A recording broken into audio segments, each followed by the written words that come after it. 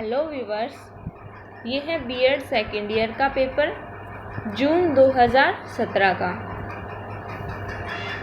Assessment for learning paper number second है ये। इसमें टाइम दे रखा है 3 आवर्स का और मैक्सिमम मार्क्स हैं 80।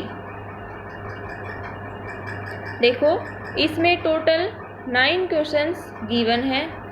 आपको 5 क्वेश्चंस करने हैं या 5 क्वेश्चन सेलेक्ट करने हैं आपको 9 क्वेश्चन में से।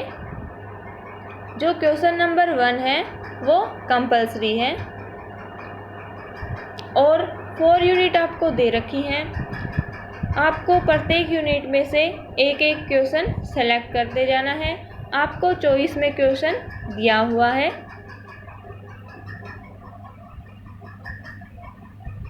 और आपके 5 क्वेश्चन हैं तो आपका एक क्वेश्चन 16 मार्क्स देता है, तो 5 क्वेश्चन आपके 80 मार्क्स देंगे।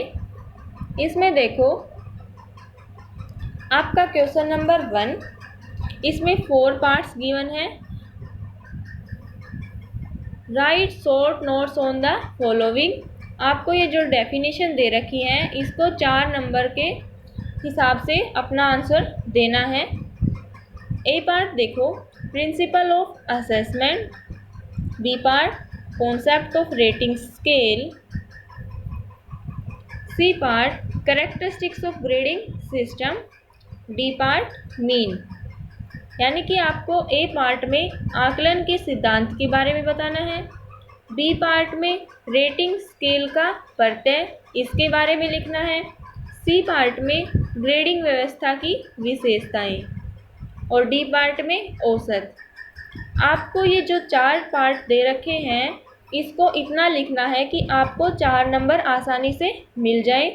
यानी कि ए पार्ट, प्रिंसिपल ऑफ असेसमेंट, इसको आपको कम से कम 2 पेजेस में तो लिखना ही है। इस हिसाब से देख लो कि आपको 4 नंबर मिल जाएं।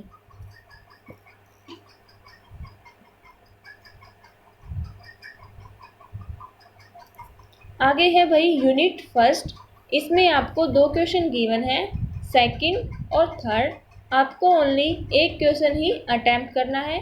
जो क्वेश्चन आपको अच्छे से आता है वो अटेम्प्ट करो। देखो question number 2, define the need and function of assessment in education. कि आपको शिक्षा में आकलन की आवश्यकताएं एवं कार्य बताएं कि शिक्षा में आकलन की क्या क्या आवश्यकता है और उसके क्या क्या कार्य हैं, ये बताना है। 16 मार्क्स का ये क्वेश्चन है। Question number 3, explain the importance of Bloom's taxonomy for instructional objectives and also define the need for revision of Bloom's taxonomy. इसमें देखो, आपको ब्लूम्स टैक्सोनॉमी के बारे में बताना है। अनुदेशात्मक उद्देश्यों में ब्लूम्स टैक्सोनॉमी के महत्व की व्याख्या कीजिए एवं इसके संशोधन की आवश्यकता क्यों हुई, ये आपको पूरे डिटेल में बताना है। देखो, ये भी 16 मार्क्स का क्वेश्चन है, तो आपको 16 मार्क्स में कम से कम यानी कि 6 पेज तो भरने ही हैं कि आपको 16 मार्क्स आसानी से मिल जाए।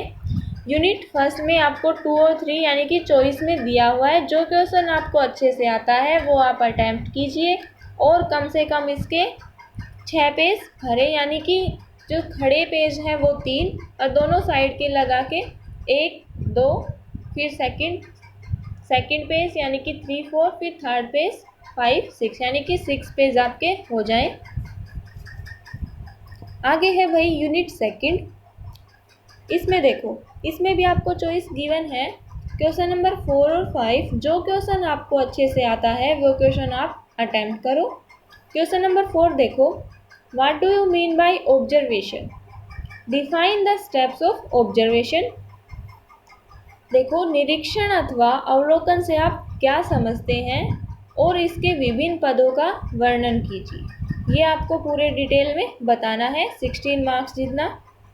5 है, explain formative approach of assessment in detail. क्या बताना है? निर्माणात्मक आकलन की विस्तार से चर्चा कीजिए। यानी कि 4 और 5 में जो क्वेश्चन आपको अच्छे से आ रहा है वो अटेम्प्ट करो। दोनों के मार्क्स भी सेम है, 16-16, चाहे आप कोई भी अटेम्प्ट कर सकते हो 4 और 5 में से। यूनिट 3, इसमें भी आपको क्वेश्चन नंबर 6 और 7 दो क्वेश्चन दे रखे हैं। आपको जो अच्छे से आता है वो अटेम्प्ट कीजिए। देखो question number 6, what do you mean by semester system? Explain it's advantage and disadvantage in detail. Semester प्रणाली से आप क्या समझते हैं? इसके लाभ व हानियों की विस्तार पूर्वक चर्चा कीजिए। देखो, पहले 3-4 साल पहले सेमेस्टर सिस्टम था, लेकिन अब 3-4 साल से सेमेस्टर सिस्टम बंद हो गया है। तो इसके हमें लाभ और हानियाँ बतानी है।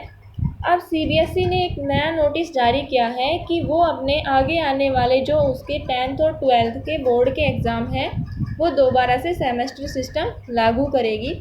तो जो यह सेमेस्टर सिस्टम होता है आपको इसके एडवांटेज और डिसएडवांटेज बताने हैं।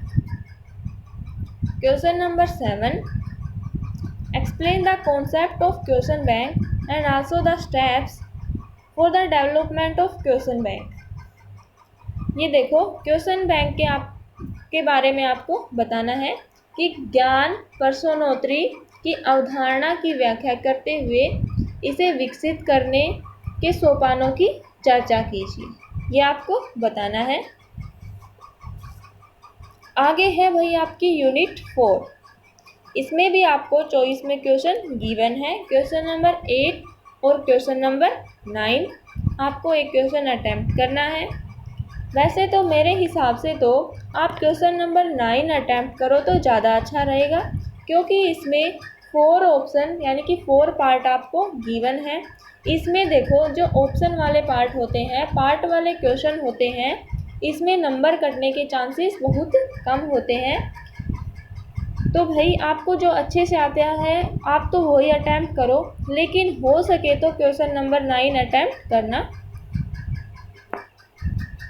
यानी कि जिस क्वेश्चन में आपको ABCD पार्ट ऐसे पार्ट दिए हो वो क्वेश्चन अटेम्प्ट करना ज़्यादा बेटर रहता है। क्वेश्चन नंबर 8 देखो, define the need and importance of statics in educational assessment. कि शिक्षा के आकलन में सांख्यिकी की आवश्यकता एवं इसके महत्व के बारे में बताइए। कि हमें नीड बतानी है और इम्पोर्टेंस बतानी है स्टैटिक्स की। हमारा जो एजुकेशनल सिस्टम लगा लो, एजुकेशनल असेसमेंट लगा लो, इसके अंदर 16 मार्क्स का क्वेश्चन है ये। आगे देखो question number 9, explain the following terms. निम्नलिखित पदों की व्याख्या कीजिए। ए पार्ट है भाई परसेंटाइल यानी कि प्रतिशतक। बी पार्ट परसेंटाइल रैंक, प्रतिशतक स्थान। सी पार्ट है कम्युलेटिव फ्रीक्वेंसी, संचयी आवृत्ति। डी है कम्युलेटिव परसेंटेज, संचयी प्रतिशत। यानी कि जो आपको ये टर्म्स दे रखी हैं इनकी डेफिनेशन ही देनी है कि ये क्या होती है, इसके अंदर क्या होता है, कैसे इनका वर्क होता है। यानी कि आपको इतना लिखना है। एक क्वेश्चन 16 पूरा 9 क्वेश्चन 16 मार्क्स का है, तो इसका ए पार्ट आपका 4 मार्क्स का हुआ। यानी कि आपको परसेंटाइल में 2 पेजेस लिखने ही हैं। यानी कि 2 पेजेस लिख दोगे तो आपके नंबर का और नंबर तो यानी कि इसमें नंबर कटने के चांसेस तो वैसे ही कम हैं। यानी कि आपको 4 में से 3 मार्क्स तो आसानी से गेन हो जाएंगे। तो ये था आपका पेपर। इसमें 9 क्वेश्चन थे। क्वेश्चन नंबर 1 कंपल्सरी था और आपको टोटल 5 क्वेश्चन करने थे। ईच यूनिट में से एक एक क्वेश्चन सिलेक्ट करना था। Thank you everyone for watching my video. Please like, share and subscribe my channel.